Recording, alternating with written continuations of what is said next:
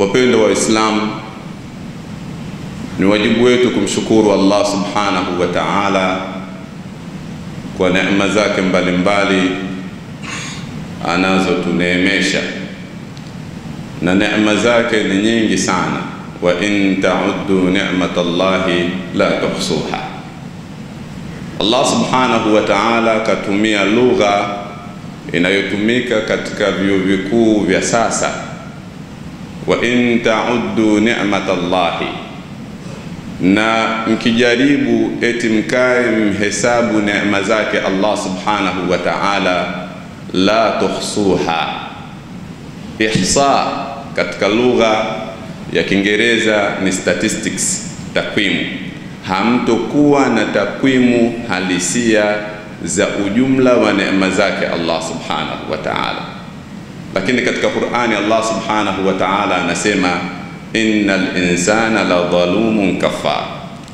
Mwanadamu wallahi hajielewi kabisa. La dhalumun ni mwingi wa kuidhulumu nafsi yake, kafar alafu mwingi wa kukufuru neema zake Allah subhanahu wa ta'ala.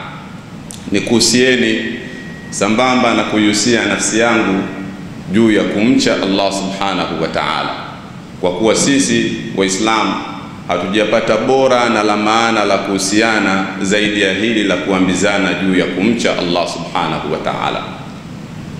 Ndugu zangu Waislamu, Allah subhanahu wa ta'ala anasema ndani ya Qur'an, sio kuwa anasema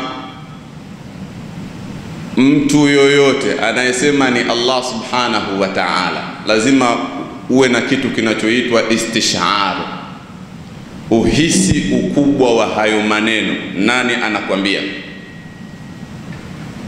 Na maneno ya Allah subhanahu wa ta'ala ukilinganisha na maneno mengine, wallahi utakuwa umemkosea sana Allah subhanahu wa ta'ala.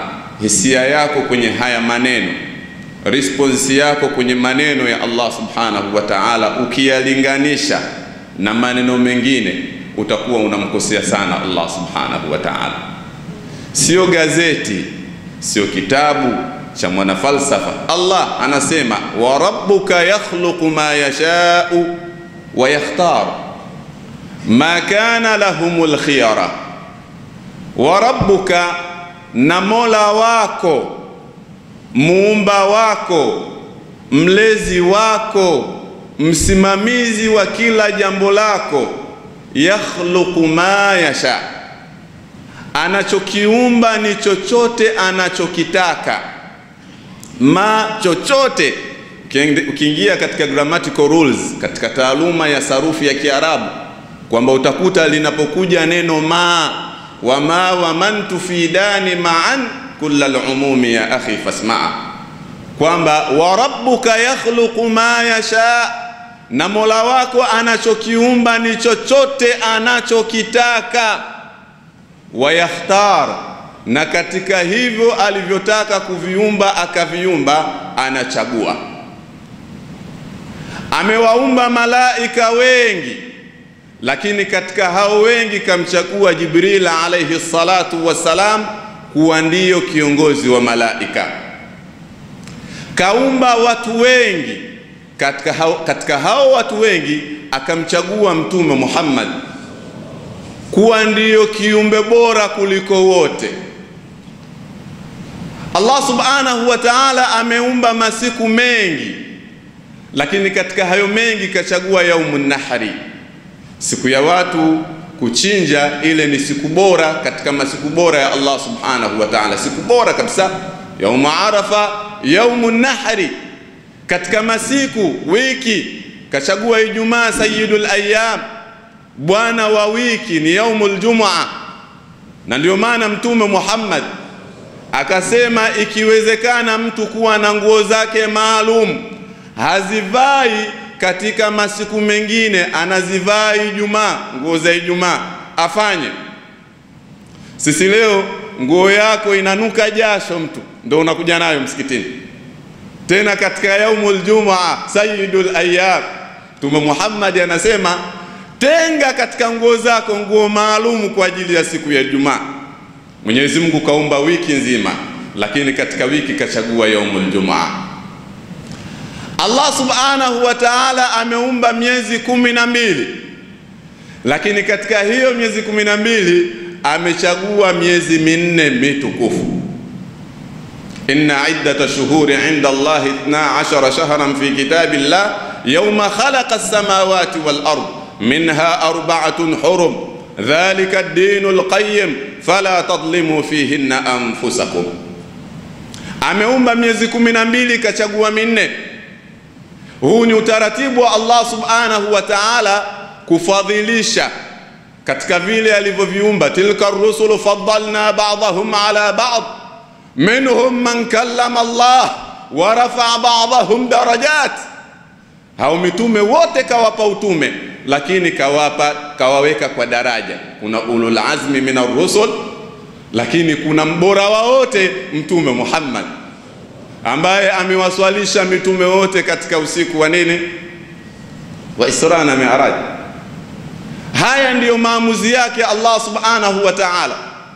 Hata katika familia Allah subhanahu wa ta'ala anaweza akajalia tumbo lenu moja likawa na watoto 10, mzee mmoja akazaa watoto 10, lakini katika wale 10 wawili tu ndo Mwenyezi Mungu akajalia wakafika chuo kikuu, akajalia hao wakapata kazi, hao wakawa na nafasi kuliko wengine. Lakini aliyeruhusu wote wazaliwe ni nani? Allah subhanahu wa ta'ala. Thumma sabila yassara. Allah subhanahu wa ta'ala yakhluqu ma yasha wa yakhtar. Mnaingia wengi darasani, lakini kadhaa ndio wanaofaulu, kadhaa ndio wanapata division 1, kadhaa wanapata division 2 na kuendelea. Mnaingia wengi chuo kikuu, lakini kuna watu wanapata first class, wengine second class, hivyo hivyo. Haya ni maamuzi yake Allah subhanahu wa ta'ala. Wa rabbuka yakhluqu ma yasha wa yakhtar. Na aya hii moja peke yake mara nyingi huwa nasema ilikuwa inatosha kuwafanya waumini wa dini ya Kiislamu waachane na hasadi, kwa sababu anayechagua ni Allah subhanahu wa ta'ala. Leo imamu mkuu wa Mtoro ni Sheikh Abbasi Ramadhani, ni Allah subhanahu wa ta'ala. Yeye ndiyo kachagua fulani awe kiongozi mahala fulani. Wewe hutakiwi kuumia, hautakiwi moyo wako kutokota. Kwa nini? Wa rabbuka yakhluqu ma yasha wa yakhtar. Wapo watu wengi katika nchi, lakini Allah subhanahu wa ta'ala anachagua kiongozi wa nchi mmoja, kiongozi wa nchi mkuu mmoja anamchagua yeye. Katuletea Mama Samia katika nchi yetu. Rabbuka yakhluqu ma yasha wa yakhtar. Anachokiumba ni chochote anachokitaka, na katika hivyo anavyovitaka anachagua. Kwa hiyo pia natoa wito, mara nyingi natoa wito, hii tabia ya watu kuwadharau baadhi ya watu. Kuna baadhi ya watu wamezaliwa nje ya ndoa, hawakutaka, wamejikuta wao ndio watoto wa nje ya ndoa. Kukaa kila siku kuwanyoshia kidole, wewe mtoto wa nje ya ndoa, mtoto wa nje ya ndoa. Ma kana lahumul khiyara. Hakuwa na hiari ya kuchagua baba yake ndani ya ndoa, kajikuta kazaliwa nje ya ndoa, unamnyoshia kidole. Ma kana lahumul khiyara. Angekuwa na hiari ya kumchagua baba, angechagua kuzaliwa nje ya ndoa. Wa rabbuka yakhluqu ma yasha wa yakhtar ma kana lahumul khiyara. Katika hiyo miezi aliyochagua Allah subhanahu wa ta'ala minne mitukufu, kuna mwezi wa Dhulqaada, kuna mwezi wa Dhulhijja, kuna Muharram na kuna mwezi wa Rajab ambao leo tupo ndani yake, wa Rajab Mudhar alladhi baina Jumada wa Sha'ban. Na mwezi wa Rajab, mwezi ambao upo katika kabila la Mudhar. Kulikuwa kuna makabila mawili. Kabila la Mudhar lenyewe lilikuwa likiheshimu sana mwezi wa Rajab, lilikuwa kabila hili haliusogezi mbele mwezi wa Rajab au kurudisha nyuma mwezi wa Rajab. Lakini Rabia Rajab yao ilikuwa ni Ramadhan. Lakini Mtume sallallahu alaihi wasallam akataka kutoa hii contradiction, hii sintofahamu, akasema wa Rajab Mudhar, na Rajab mwezi ambao unaheshimiwa na kabila la Mudhar, alladhi baina Jumada wa Sha'ban, mwezi ambao upo kati ya Jumada na Sha'ban, tofauti na hawa Rabia. Mwezi wa Rajab ni kati ya Sha'ban na Shawwal, ambapo si kwetu kati ya Sha'ban na Shawwal ni mwezi wa Ramadhan. Na mwezi wa Rajab maana yake ni nini? Rajab min at-ta'dhim, min at-tarjib wa at-ta'dhim, maana yake ni kuheshimu. Waliotangulia walikuwa wakiuheshimu sana mwezi wa Rajab, mpaka watu wa jahiliya ilikuwa mtu anaweza akaonana na mtu ambaye kamuua baba yake mzazi, anaonana ndani ya mwezi wa Rajab na mtu ambaye kamuua baba yake mzazi, fala yamassuhu bisu, hamfanyi jambo lolote baya, hamjibu, hamtamkii neno baya, hampigi wala hamfanyi jambo lolote baya, ta'dhiman li Rajab, kuheshimu mwezi wa nini? Wa Rajab. Haya, mimi na wewe ndani ya mwezi wa Rajab, niulize, Waislamu tunaishi katika maisha ya aina gani ndani ya mwezi wa Rajab? Je, tuna maelewano? Je, tunapendana? Je, nongwa hazipo katika vifundo vyetu, katika mioyo yetu? Mwezi wa Rajab ni mwezi ambao Muislamu hatakiwi kuwa na nongwa. Mtu ndani ya mwezi wa Rajab hasemeshani na kaka yake, mwingine ndani ya mwezi wa Rajab hasemeshani na mzazi wake. Mimi kuna mtu mmoja wallahi nilishangaa, babake akimpigia simu apokee. Nikamuuliza, wewe kwa nini babako akupigia simu apokee? Baba kamwacha mama. Baba yako kumwacha mama yako wewe ndio sababu ya wewe kutoongea na baba yako? Hapokei simu ya baba yake. Nikamwambia huu sio utaratibu wa dini ya Kiislamu. Kwa ndani ya mwezi wa Rajab tufanye kitu kinachoitwa tasfiyatul qalb, mioyo yetu tuisafishe iwe misafi. Na Muislamu kutokuongea na ndugu yako Muislamu, wallahi ungejua athari mbaya ya hicho unachokifanya, usingekuwa katika hiyo tabia. Mtume Muhammad anasema thalathun la tartafi'u salatuhum fawqa ru'usihim shibra, watu wa aina tatu swala zao, kwa maana ya hizi swala tunazoziswali, swala kwa maana ya maombi yao, la tartafi'u salatuhum fawqa ru'usihim shibra, hazinyanyuki juu ya kichwa chao hata kwa shibri moja, hata kwa shibri moja hazipandi juu kwenda kwa Allah subhanahu wa ta'ala. Wa kwanza, rajulun amma qauman wa hum lahu karihun, mtu anayewaongoza watu hali ya kuwa wale anaowaongoza hawamtaki kwa sababu ya maovu anayoyafanya. Mtu wa pili, wa mra'atun batat wa zawjuha anha sakhit, na mwanamke ambaye atalala hali ya kuwa mume wake kamkasirikia, aidha kamnyima unyumba au kamjibu majibu yasiyofaa. Akalala hali ya kuwa mume wake kamkasirikia, swala yake anayoswali Mwenyezi Mungu hakubali, haipokei. Dua zake Mwenyezi Mungu hakubali. Na mtu wa tatu, wa rajulani mutashahinani, na watu wawili ambao wapo katika sintofahamu, hawaongei. Wallahi kama Lailatul Qadri Allah subhanahu wa ta'ala aliificha kwa sababu ya watu wawili waliokuwa katika sintofahamu. Tuna lolote sisi ambalo linaweza likatufanya kweli tukafanya jambo kumfanyia Allah subhanahu wa ta'ala akalipokea wakati hatusemeshani, hatuzungumzi, hatuongei? Na Mtume sallallahu alaihi wasallam anasema mtu atakayemuhama ndugu yake Muislamu kasafkin lidimai, ni sawa sawa na mtu ambaye ameimwaga damu ya ndugu yake Muislamu. Mwaka mzima huongei na ndugu yako Muislamu, ni sawa sawa umechukua upanga umempiga ndugu yako Muislamu. Aadhana Allah, Mwenyezi Mungu atulinde na tabia hii. Kwa mwezi wa Rajab ni mwezi ambao wajinga walikuwa wakiuadhimisha. Je, sisi tuliojiwa na Mtume Muhammad salawatullahi wasalamuhu alayhi tunatakiwa tuadhimishe mwezi wa Rajab? Mwezi wa Rajab inabidi tufunge, na kufunga ni katika mambo ambayo mustahabba, yamependelewa ndani ya mwezi wa Rajab, kwa sababu Mtume sallallahu alaihi wasallam alishawahi kumwambia mtu funga katika miezi mitukufu, na katika miezi mitukufu ni mwezi wa Rajab. Na wapo katika maswahaba wa Mtume Muhammad salawatullahi wasalamuhu alayhi taadhima yao ya miezi mitukufu, miezi yote mitukufu walikuwa wanafunga yote, akiwemo Abdullah ibn Umar, akiwepo katika tabi'in Sayyiduna al-Hasan al-Basri ambaye alilelewa na mke wa Mtume Muhammad salawatullahi wa salamuhu alayhi. Yeye miezi mitukufu yote alikuwa anafunga. Miezi mitukufu ni miezi ya watu kusoma Qur'an. Miezi mitukufu ni miezi ya watu kufanya sana istighfar. Tuna mangapi ambayo tunamkosea Allah subhanahu wa ta'ala, na mengineyo tunamkosea ndani ya miezi hii mitukufu.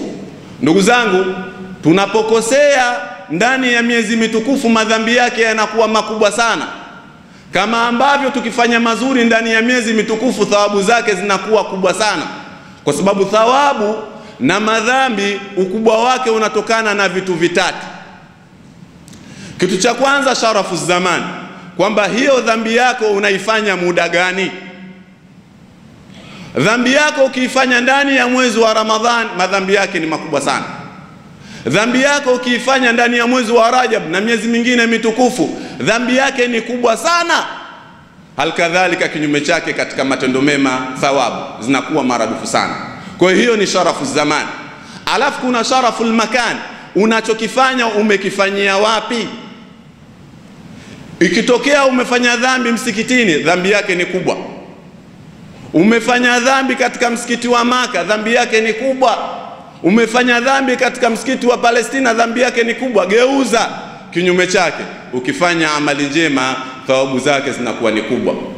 Lakini ukubwa wa dhambi na thawabu pia unatokana na nani? Wewe nani?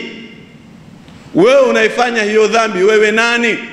Kwa mfano, wewe kiongozi wa dini, lakini kiongozi wa dini wewe, kiongozi wa dini wakeza watu, kiongozi wa dini wewe kufitinisha watu, kiongozi wa dini wewe ubadhilifu, dhambi zako ni kubwa kweli kweli, kama alivyosema yule mtunzi wa kile kitabu Matnu Zubad, akisema kwamba fa'alimun bi'ilmihi lam ya'malan mu'adhabun min qabli ubadil wathan. Ukiwa na ilmu alafu ilmu ile uifanyie kazi, adhabu yake inakuwa kubwa sana, tena unaanza kuadhibiwa wewe kabla ya wale wanaoabudu masanamu. Utapelekwa katika moto wa Jahannam, utatolewa utumbo wako, utazungushwa na utumbo wako, utatupwa katika moto wa Jahannam. Wale watu waovu watakutazama, watakwambia ama kunta ta'muruna bil ma'ruf, wewe ndio ulikuwa unatuamrisha mambo mema wewe. Ama kunta tanhana 'anil munkar, wewe ndio ulikuwa unatukataza mambo mabaya wewe. Atawaambia katika moto wa Jahannam, kuntu amurukum bil khairi wala atihi, mimi nilikuwa nakuamrisheni khairi, mimi zile khairi sizifanyi. Wa anhaakum 'ani sharri, ninakukatazeni acheni zina, wa atihi, na mimi mwenyewe ndo mzinifu mkubwa. Allah subhanahu wa ta'ala anakutanguliza katika moto wa Jahannam. A'adhana Allahu min nari Jahannam. Kwa dhambi inakuwa kubwa au amali inakuwa kubwa, wewe unaifanya nani? Mfano mdogo mwingine, anayezini hali ya kuwa hajaoa, adhabu yake ni kupigwa bakora. Tunampiga bakora ngapi? 100. Lakini akizini kaoa, tunampiga mawe mpaka kufa. Wewe unaifanya hiyo dhambi nani? Kwa hiyo dhambi au amali inakuwa kubwa kulingana na vitu vitatu. Unafanya dhambi hiyo wakati gani? Unafanya dhambi hiyo eneo gani? Wewe unaifanya hiyo dhambi wewe nani? Tumuombe Allah subhanahu wa ta'ala atulinde na moto wa Jahannam. Barakallahu li wa lakum bil Qur'anil azim wa nafa'ani wa iyyakum bi ayati dhikril hakim. Aqulu qawli hadha wa astaghfirullah al azim li wa lakum wa li sa'iril mu'minina wal mu'minat wal muslimina wal muslimat fastaghfiruhu innahu huwal ghafurur rahim wa huwal barrul karim. Alhamdulillah thumma as-salatu was-salamu ala rasulillah thumma amma ba'd. Ndugu zangu, tumefahamu ubora wa mwezi wa Rajab, na kama tulivyosema katika khutba iliyopita, ndani ya Rajab ni mwezi sasa huu wa kujiandaa na Ramadhan. Ulipoteleza, muombe Allah subhanahu wa ta'ala msamaha wa kweli. Ya Rabbi, nilizini katika mwezi uliopita ndani ya Rajab, ya Rabbi nimetubu, nisamehe. Ya Rabbi niliongopa, samehe ya Rabbi. Ya Rabbi nilimchukua mke wa mtu, ya Rabbi nisamehe. Na kuna watu wengine hawana aibu. Sheikh, katika jambo kabisa, mtu yupo katika jambo la kidini anamtumia message kabisa mke wa mtu, ama we mashaallah, mashaallah, Mungu akujalia, akujalia. Message yupo katika jambo la kumtangaza Mtume Muhammad salawatullahi wasalamuhu alayhi. Tutubie kuelekea katika mwezi wa Ramadhani, na mwezi wa Rajab ndio mwezi wa kupanda, sio kujisafisha. Kuna mtu huongei naye muombe msamaha, mwenzangu nisamehe, yaishe maisha haya. Wakati wote Allah subhanahu wa ta'ala anakuja kuchukua amana yake. Yani ni kutokuzungumza, yani ni kutokusemeshana, tusameheane, yaishe. Ndani ya mwezi wa Rajab, baada ya hayo ndio yatangulia, ni vizuri tukafahamu kuna matukio kadhaa yametokea.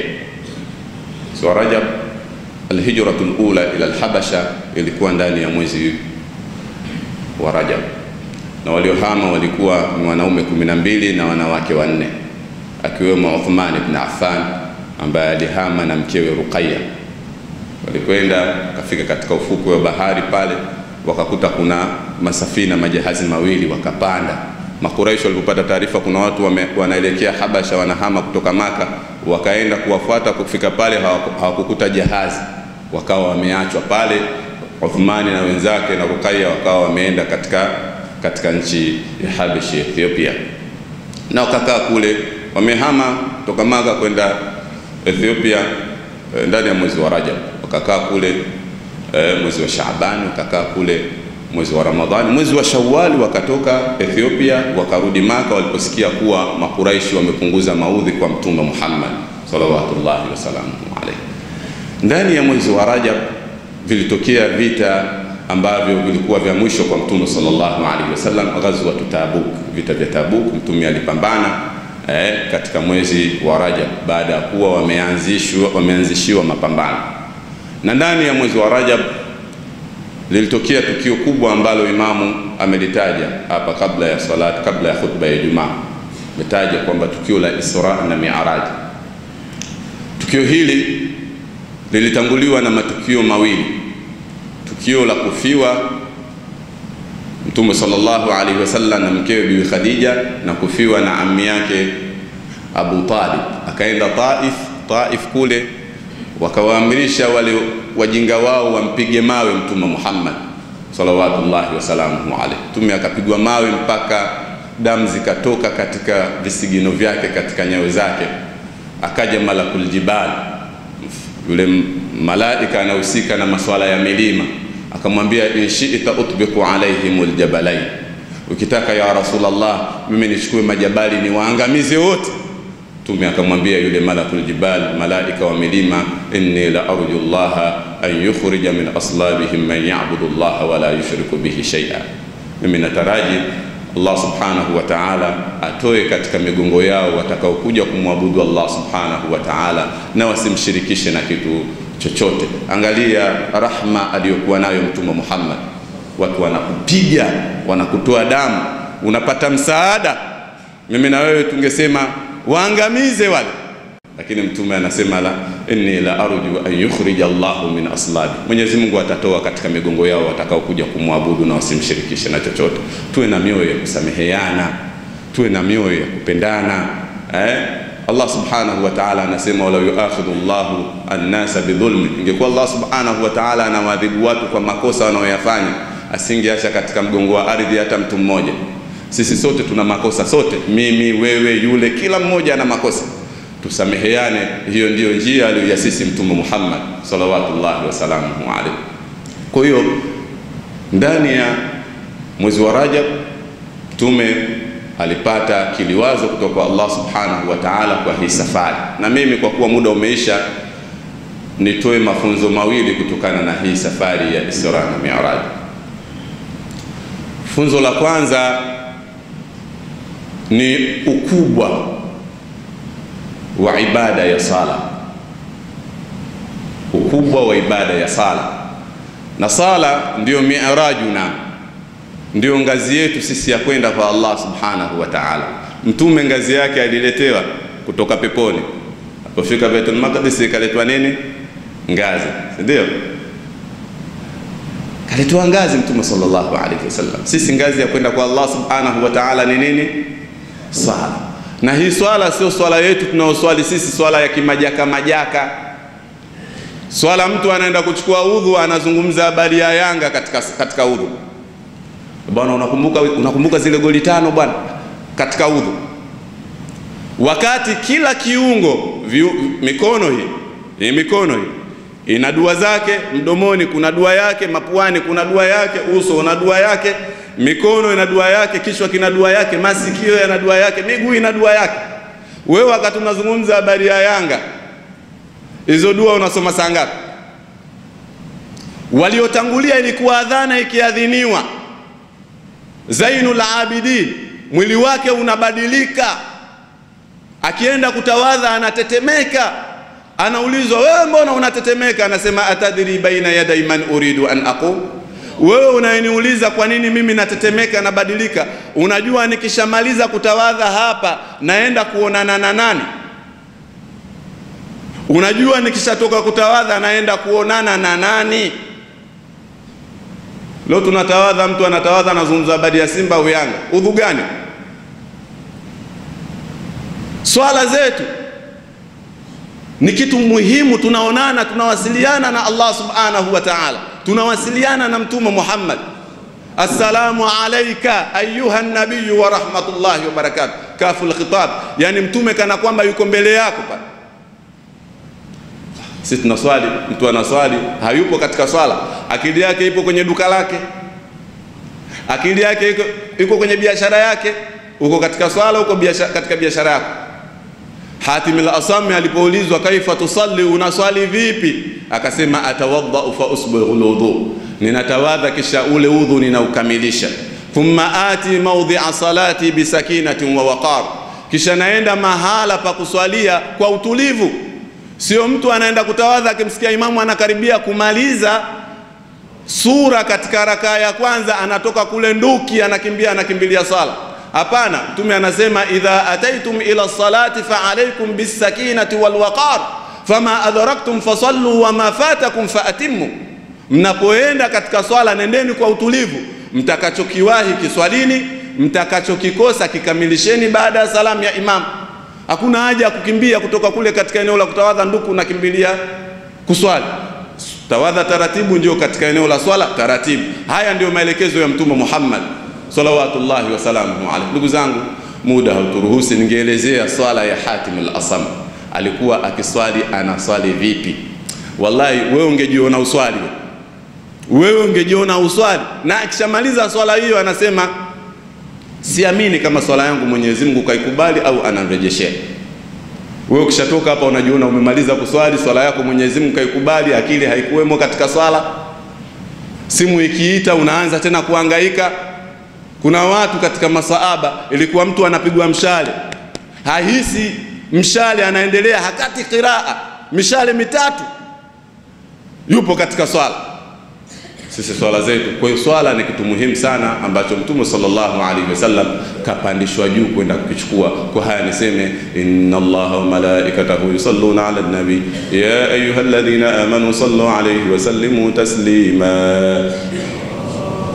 اللهم صل وسلم على نبي الرحمة وشفيع الأمة عدد ما أحاط به علمك وأحصاه كتابك وضمه، وعلى آله وصحبه ومن نصره في كل مهمة، خصوصا منه ذي الأصل العريق أمير المؤمنين سيدنا أبي بكر الصديق، وعلى الزاهد الأواب الناطق بالصواب أمير المؤمنين سيدنا أبي حفص عمر بن الخطاب، وعلى جامع القرآن أمير المؤمنين سيدنا عثمان بن عفان، وعلى أسد الله الغالب أمير المؤمنين سيدنا علي بن أبي طالب، وعلى عميه المعظمين عند الله والناس المطهرين من الدنس والأرجاس رضوان الله تعالى عليهم أجمعين إلى يوم الدين. اللهم أعز الإسلام والمسلمين وأهلك الكفرة والمبتدعة والمشركين. اللهم شتت شملهم، اللهم مزق جمعهم، اللهم دمر ديارهم، اللهم انصر من نصر الدين واخذل من خذل المسلمين، واجعل اللهم بلدتنا هذه آمنة مطمئنة وسائر بلاد المسلمين، واكتب اللهم الستر والسلامة والعافية علينا وعلى عبيدك الحجاج والغزاة والمسافرين في برك وبحرك من أمة محمد أجمعين. ربنا آتنا في الدنيا حسنة وفي الآخرة حسنة وقنا عذاب النار، واغفر للمؤمنين والمؤمنات والمسلمين والمسلمات الأحياء منهم والأموات. ربنا إنك قريب مجيب الدعوات يا قاضي الحاجات ويا كافي المهمات برحمتك يا أرحم الراحمين، والحمد لله رب العالمين. عباد الله، إن الله يأمر بالعدل والإحسان وإيتاء ذي القربى وينهى عن الفحشاء والمنكر والبغي. أقم الصلاة.